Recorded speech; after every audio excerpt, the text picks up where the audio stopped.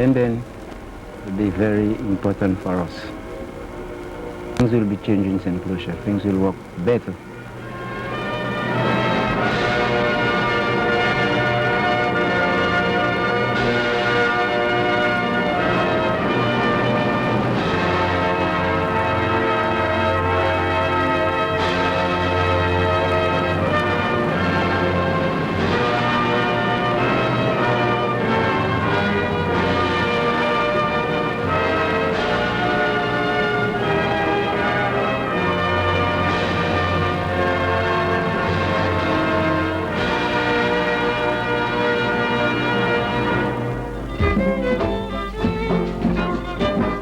Independence, the tune being played all over the Caribbean, echoing through its mountains, sizzling and shouting from its volcanoes, and accompanied always by the washing and beating of the sea.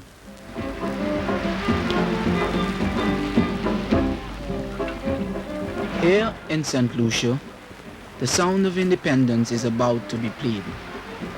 The tune isn't easy, and the words don't always rhyme. But what great feats can be accomplished if the hearts and minds are willing?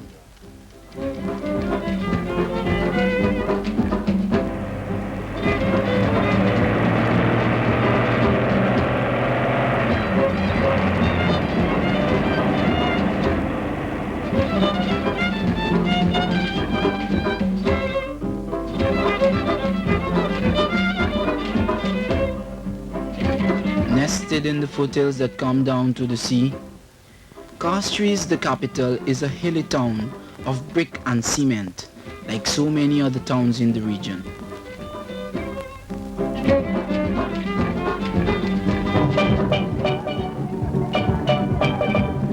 Right now, an effort is being made to spruce up its visage for the coming event. Streamers, buntings, banners, lights, and it seems as though everybody is pretty keen to get it finished on time. Public services are stepped up, and the beautification is off to a flying start.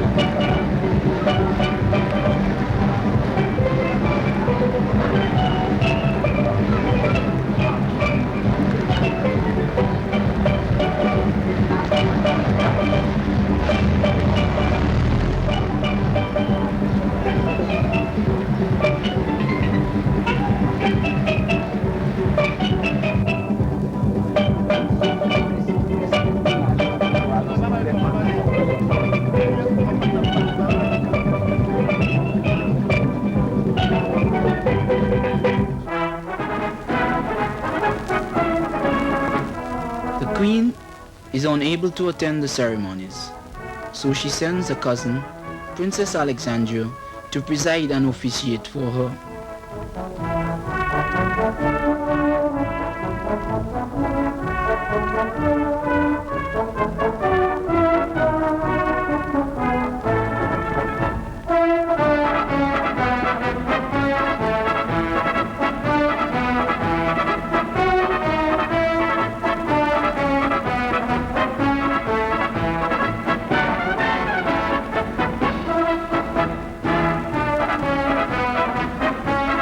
Is well versed in the affairs of empire, manages to smile a lot, and the St. Lucians welcome her and radiate expectant joy at having her there. for this auspicious occasion.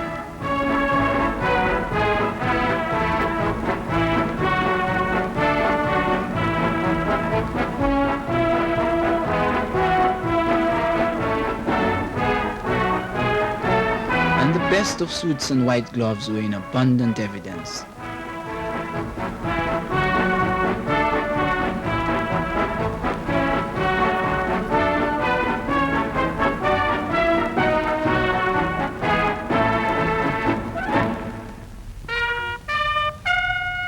This representative of the British throne symbolizes but one aspect of the island's history. The French, not forgetting their part in the battles for ownership of the territory, sent a military band on board a naval vessel.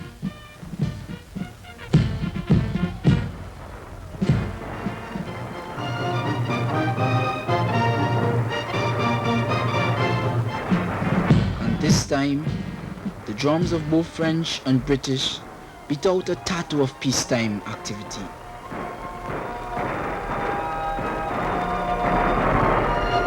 The bloodstains have gone, and in their place, a further symbol of colonial legacy, the governor's house.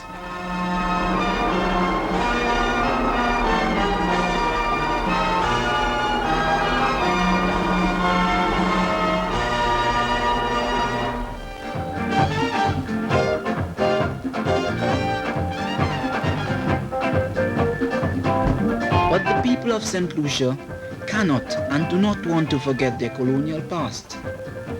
So, to the fading sounds of the combined English and French rhythms, all eyes raise expectantly for an unblemished symbol, an idyllic search for perfection, that given the will to persevere, the Saint Lucians are bound to find.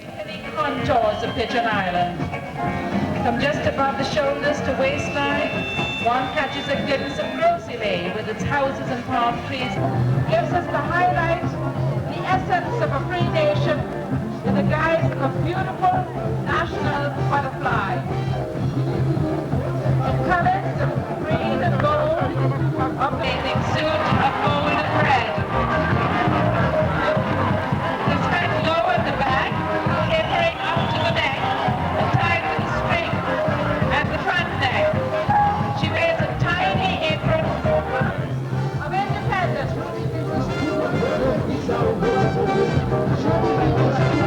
Coming out of her cocoon of colonialism while maintaining a fertile national export of the soil of Saint Lucia.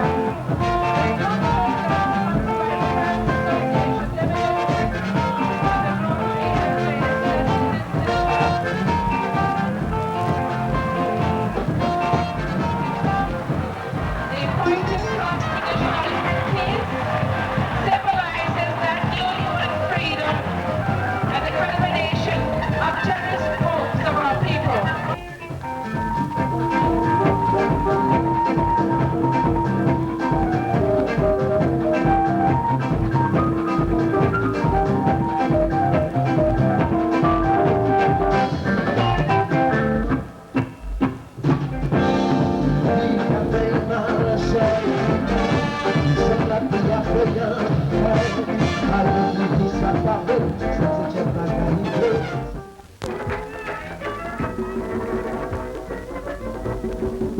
Located in the middle of the Windward Archipelago, the island suffers both drought and hurricane in equal volumes. But for most of the year is blessed with a mild climate, good conditions for the aubergine and bananas, the country's main export crops.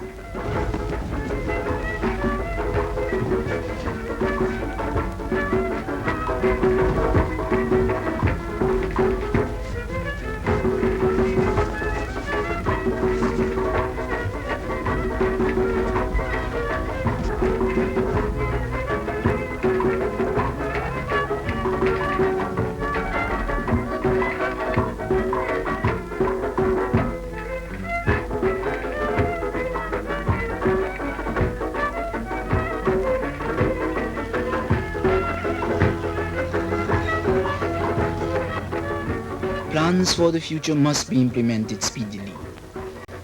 And Saint Lucia has embarked on an industrialization journey that will take the island from garments, canning and fishing, through to car assembly and oil refining, such as this facility at Cul-de-Sac Bay,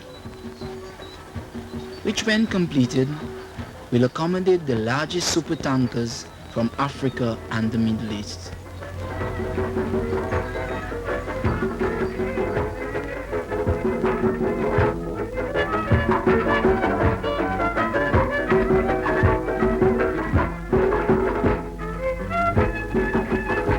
Unlike snow and Santa, tourists come all year round, and any government policy must leave room for them.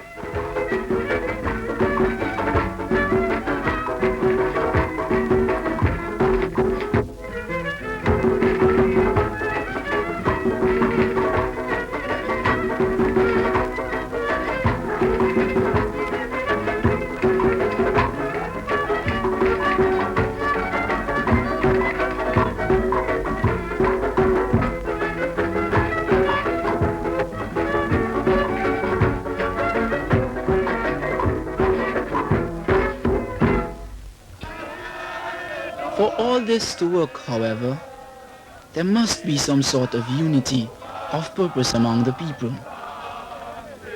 But all is not sweetness and light at this time.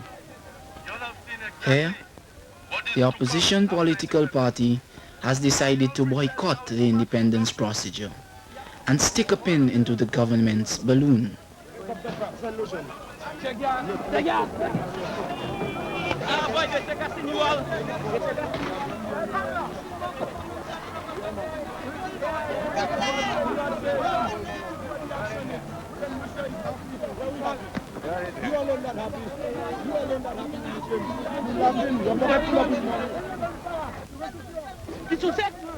I do regret it. It's a matter of national importance, and one would have expected people who say they play a part in national life would have participated. But this is not the first time. It's not new to us. If you look, perhaps you've seen a magazine that we've published for independence.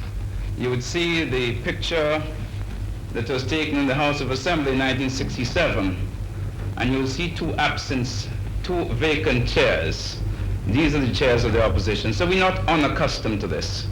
Perhaps it surprised people who are not acquainted with our politics. It doesn't surprise me. I do regret it. There is usually a fairly standard procedure towards gaining independence. Did Saint Lucia take the same approach? In the Constitution, it was provided that we can either go into independence by making a request and consent order from Britain. We have done that. The other provision was by a referendum. And no country that has become independent, that has been an associated state, that has become independent has used this method.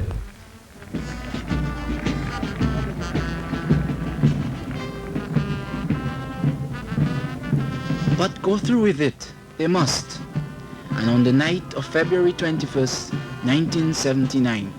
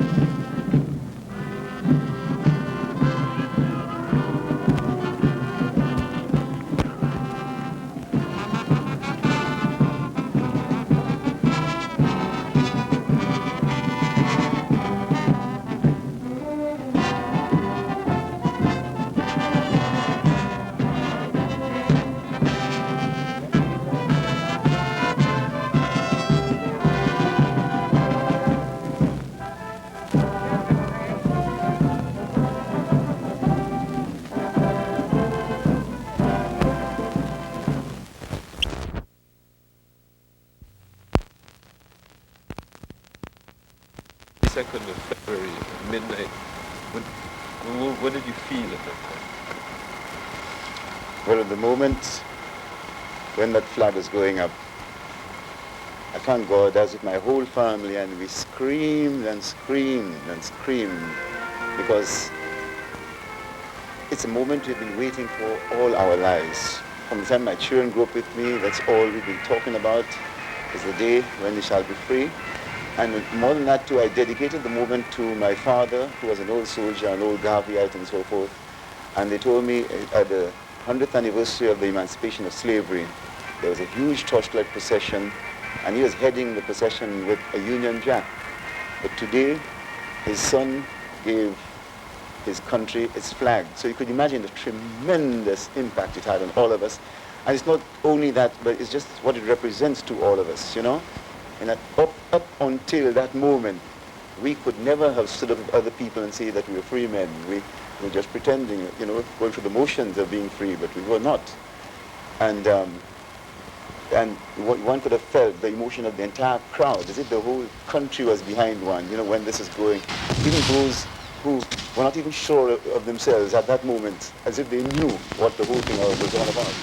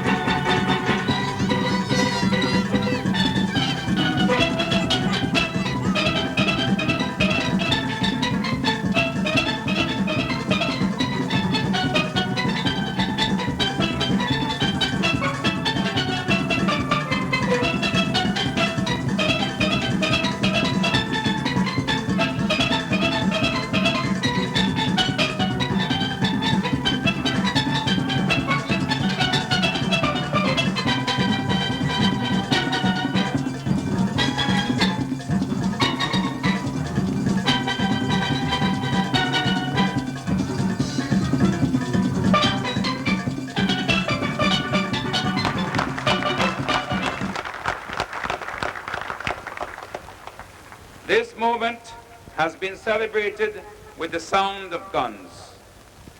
But these guns have been fired in salutation and not in anger. The distant hills will come the glow of fires. But these fires are fires of celebration and not the bivouac of encamped armies around. From the voices of our children have come songs.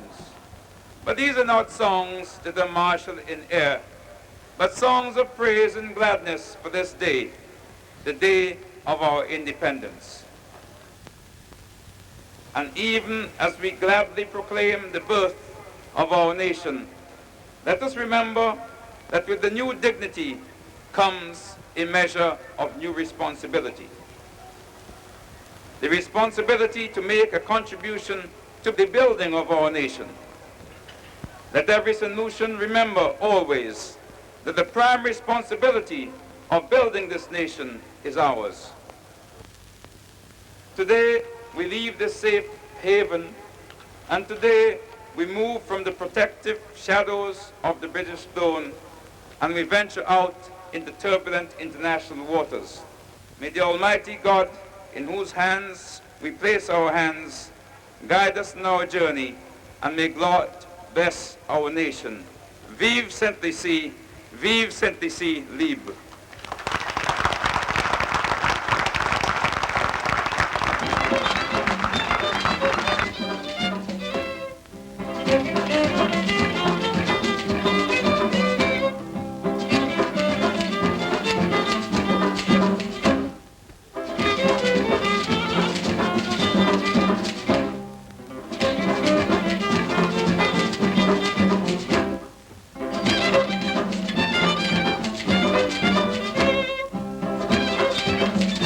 Saint Lucia gained her independence from Britain amid both booing and cheers. Some say there's nothing so healthy for a nation as conflict, for it separates the men from the boys and ensures a stronger people, better able to tackle the serious task of a nation building. And always according to the people's will.